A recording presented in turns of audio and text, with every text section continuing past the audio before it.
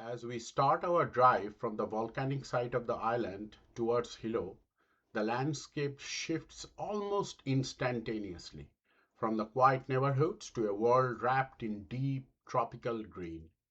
The road winds through the towering banyan trees, rain soaked forest, and pockets of mist that drift across the pavement like soft Hawaiian breath. On both sides, the vegetarian feels alive. Giant ferns, wild ginger, and vines that spill over the cliffs as if the island is trying to reclaim every inch of land. This is the Hilo side of the Big Island, the rain nourished waterfall fed endlessly lush side. As we drive, the sound of distant streams follow us, but every turn reveals something new. A hidden waterfall, a burst of sunlight through the clouds, or a sudden view of the Pacific crashing against the black lava rock. Hilo, I think it moves at its own rhythm. Very slow, peaceful. That's the vibe I got. Connected to the nature in a way that feels, well, rare today. For us, we are New Yorkers. And driving through it, you can't help but feel like you are inside a living rainforest where the colors are richer, the air is softer, and the world feels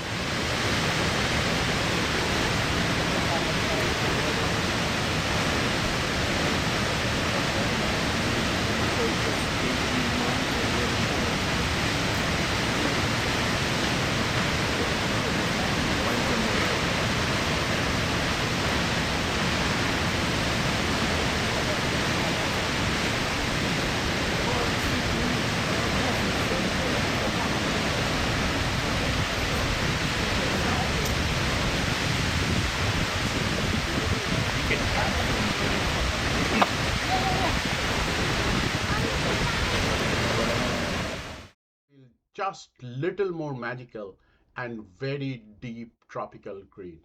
This is Hilo, the Hawaii's green heart, and every mile reminds you why this side of the island is so unforgettable.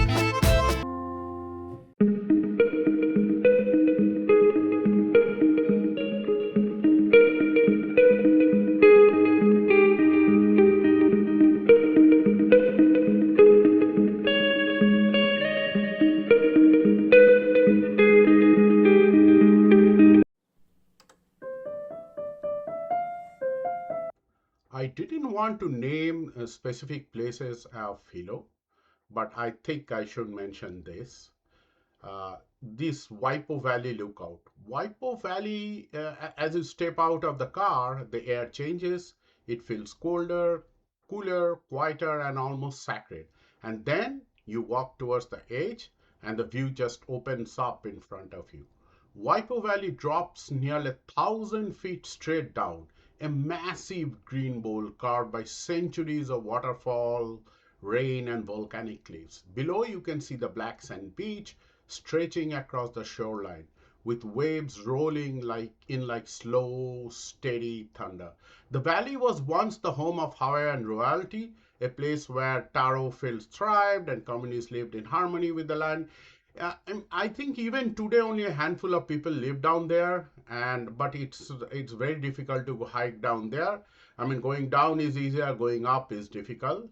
But today the valley still feels untouched, protected by its steep walls and powerful history. From the lookout, you can spot the thin waterfalls streaming down the cliffs, disappearing into the dense rainfall. Clouds drift in and out and wrapping the valley in mist, giving it this almost mythical dreamlike feeling. I mean, standing here, you understand why Waipo is called the Valley of the King. It's not just a viewpoint, it's a moment. I really loved Hilo.